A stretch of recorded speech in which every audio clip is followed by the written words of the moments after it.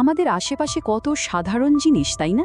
যেমন ধরুন একটু ধুলো বা ফুলের মিষ্টি গন্ধ, কিংবা হয়তো কারোর প্রিয় কোনো খাবার। কিন্তু কি হয় যখন এই সাধারণ জিনিসগুলোই শরীরের জন্য শত্রু হয়ে দাঁড়ায়?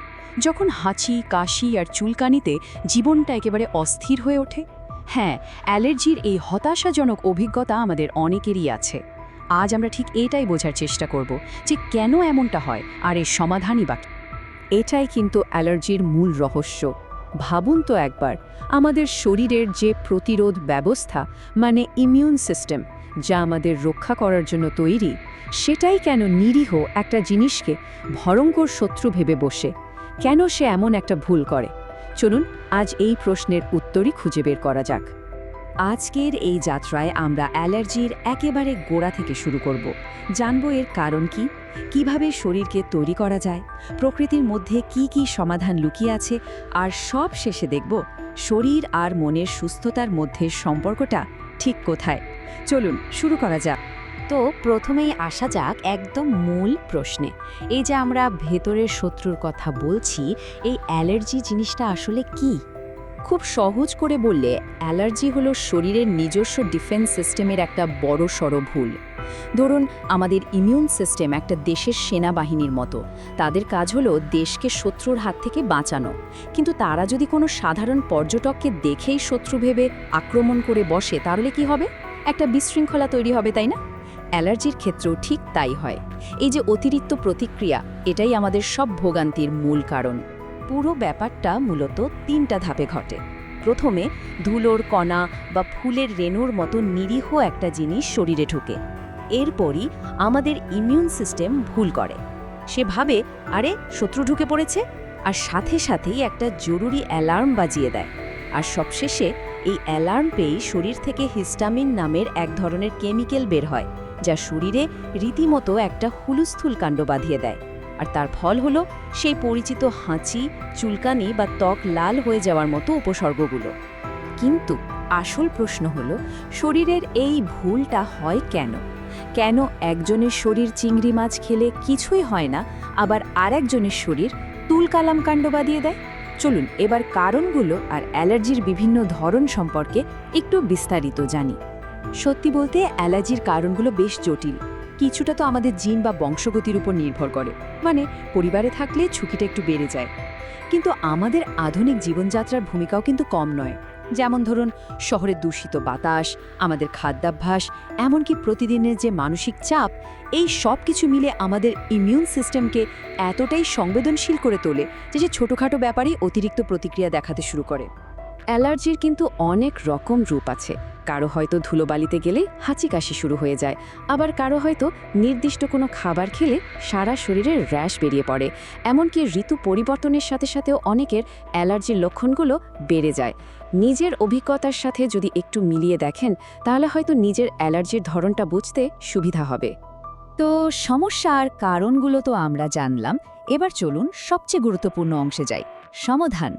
আমরা কিভাবে আমাদের শরীরকে অ্যালার্জির বিরুদ্ধে লড়াই করার জন্য আরও শক্তিশালী করে তুলতে পারি? দেখুন, প্রতিরোধের কৌশলগুলো কিন্তু শুধু ঘরদোর পরিষ্কার রাখার মধ্যেই সীমাবদ্ধ নয়।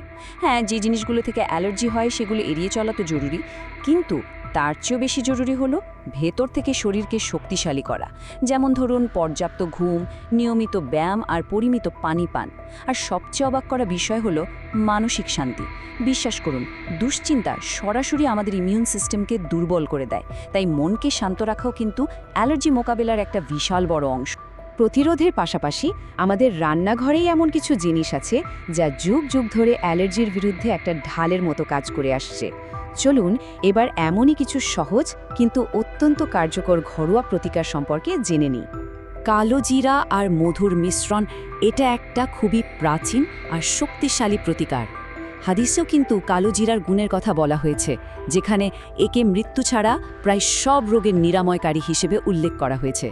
আর বৈজ্ঞানিকভাবেও কালো জিরা এবং মধু দুটোই আমাদের ইমিউন সিস্টেমকে শক্তিশালী করে। প্রতিদিন সকালে 1 চামচ মধু আর সামান্য কালো জিরা একসাথে মিশিয়ে খেলে এটা শরীরের অ্যালার্জি প্রতিরোধ ক্ষমতাকে ভেতর থেকে জাগিয়ে তোলে। তুলসী পাতা তো আমাদের প্রায় সবার বাড়িতেই থাকে, তাই না? এটা শুধু একটা পবিত্র গাছই নয়, এর ঔষধি গুণও কিন্তু অসাধারণ।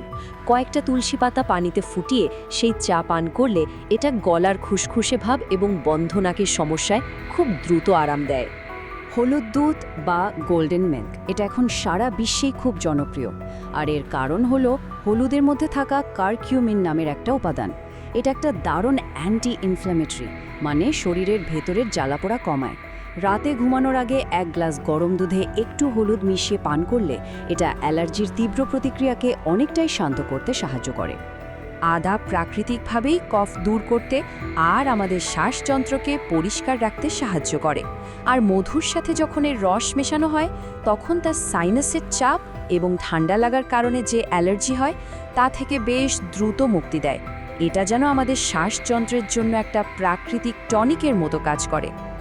ঘরোয়া প্রতিকারগুলো দারুণ, কোনো সন্দেহ নেই, কিন্তু আমাদের এটাও জানতে হবে যে কখন পরিস্থিতি হাতের বাইরে চলে যেতে পারে। কারণ কিছু ক্ষেত্রে অ্যালার্জি শুধু অস্বস্তিকর নয়, এটা প্রাণঘাতীও হতে পারে।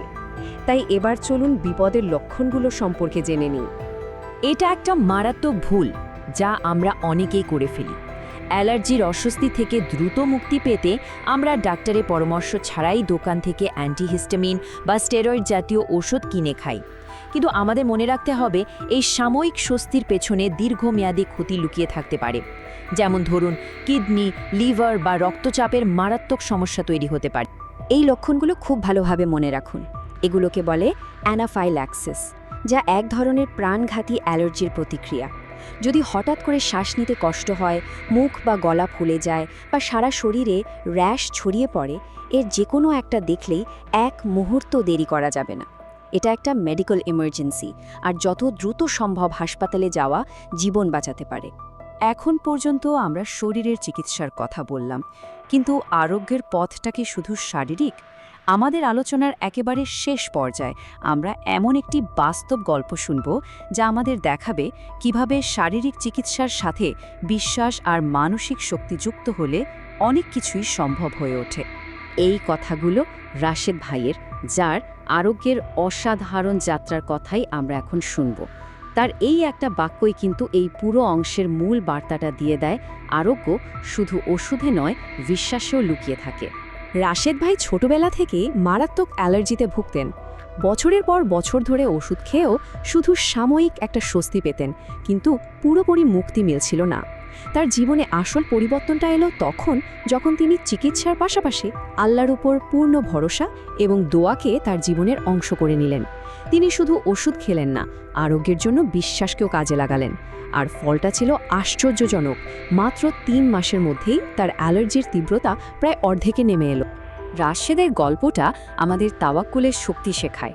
এর মানে হলো আমরা আমাদের চেষ্টার কোনো কমতি রাখব না। সেরা ডাক্তার দেখাবো, সঠিক ওষুধ খাবো, নিয়মকানুন মেনে চলব, কিন্তু ফলাফলের জন্য চূড়ান্ত ভরসা রাখব একমাত্র আল্লাহর উপর। ব্যাপারটা অনেকটা একজন কৃষকের মতো, তাই না? সে জমিতে বীজ বনে, সার দেয়, জল দেয়, তার চেষ্টার সবটুকু করে, কিন্তু ফসলের জন্য শেষ পর্যন্ত সে আকাশের বৃষ্টির দিকেই তাকিয়ে থাকে। চেষ্টা আর বিশ্বাস, এই দুটো সমন্বয়ে আসে প্রকৃত আরোগ্য। কোনো রোগই এমন নয় যার কোনো সমাধান নেই। প্রতিটি সমস্যার সাথে তার সমাধানও পাঠিয়েছেন। আমাদের কাজ হলো ধৈর্য, বিশ্বাস আর সঠিক চেষ্টার মাধ্যমে সেই নিরাময়ের পথটা খুঁজে বের করা। আজকের এই আলোচনার শেষে এই প্রশ্নটা আমাদের প্রত্যেকের নিজের জন্য। নিজের শরীর, মন এবং আত্মার যত্ন নিয়ে একটি সামগ্রিক নিরাময় পথ কেমন হতে পারে? এর উত্তর হয়তো এক একজনের জন্য এক এক রকম হবে, কিন্তু সুস্থতার দিকে এই যাত্রাটা আমাদের সবার জন্য সমানভাবে গুরুত্বপূর্ণ।